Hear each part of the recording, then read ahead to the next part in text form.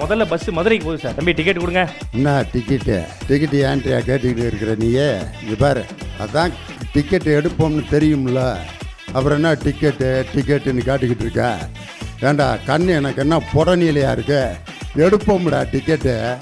ஏன்டா 100 தடவை டிக்கெட்டுன்னு கேட்டுக்கிட்டு இருக்க?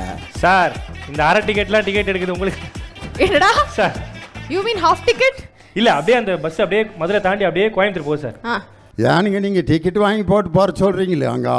யாருங்க அம்மனி வந்துச்சுங்க, நீங்கள் பாட்டு பார்த்து போட்டு போகிறீங்க, சோழி போட்டு போகிறீங்க, பஸ்ஸில் யாரையும் போட்டு போக சொல்கிறீங்க. டிக்கெட்டு வாங்கி போட்டு போக சொல்கிறதுக்கு அந்த டிக்கெட்டு ஏங்க போட்டு போக சொல்கிறீங்க? காசு கொடுத்து வாங்கின டிக்கெட்டை எப்படிங்க போட்டு போகிறது? நான் பாக்கெட்டில் வச்சு போட்டு போகிறேனுங்க. Super sir. அப்படியே நேராக கிண்டி கத்திப்பாறையில் நிற்கிது சார் பஸ்ஸு. சென்னை.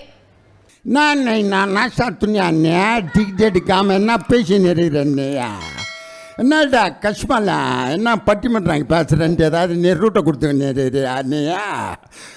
பேச்சாரா இருக்குடா உனக்கு. என்னடா நீ பேசி நிறுகிற நீயா? டேய், உன் கேசுன்னு எனக்கு ரொம்ப பிடிக்கும்டா. டிக்கெட் எடுக்காமல் பஸ்ஸில் ஏறாடா.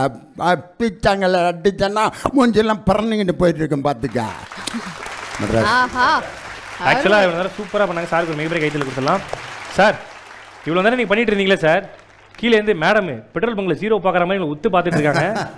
பெட்ரோல் பங்க்ல 0? ஆமாக்கா, கரெக்டாக இருக்கான்னு பார்க்குறாங்க சார். நீங்கள் அப்படியே செல்லமாக கூட்டிங்கன்னா மேடம் மேலே வந்துடுவாங்க.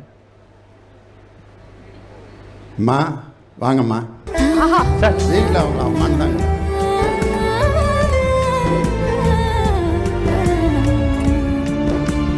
எனக்கு அவார்டு கொடுப்பீங்கன்னு பார்த்தா கூட இப்படியே மேடையிலையும் ஏற்றிவிட்டீங்களே அப்பா. கீழே ஆடியன்ஸோட சேர்ந்து எல்லாரோடய சேர்ந்து பயங்கர லவ்வோட அப்படி ரசிச்சு சிரிச்சு கைத்தட்டி பயங்கரமா என்ஜாய் பண்ணிட்டு இருந்தாங்க.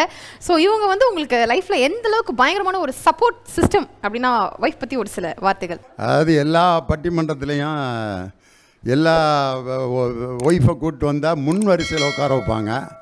ஆனால் எங்கள் பட்டிமன்றத்தில் நீங்கள் எந்த கேசட்டு எந்த வீடியோ கேசட்லாம் பார்த்தீங்கன்னா எனக்கு நேர் பின்னால் தான் உட்காந்துருப்பாங்க.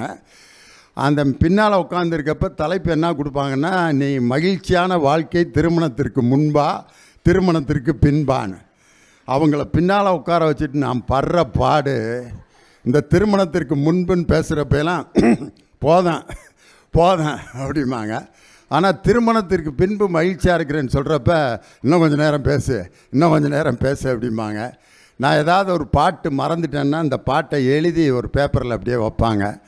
நீங்கள் சொல்கிற காமெடியில் இது ரொம்ப நல்லா இருக்கும், இது இந்த இடத்துல சொன்னீங்கன்னா நல்லாயிருக்கும் அப்படின்னு சின்ன பிட்டுலாம் எழுதி வைப்பாங்க. அந்த மாதிரி ஒரு பட்டிமன்றத்துக்கு ஒரு ஆணின் பின்னால் இருக்கல, ஆணின் கூடையே இருக்கிற ஒரு மனைவி, ஒரு ஆணின் வெற்றிக்கு பின்னால் இருப்பாங்கன்னு சொல்லுவாங்க.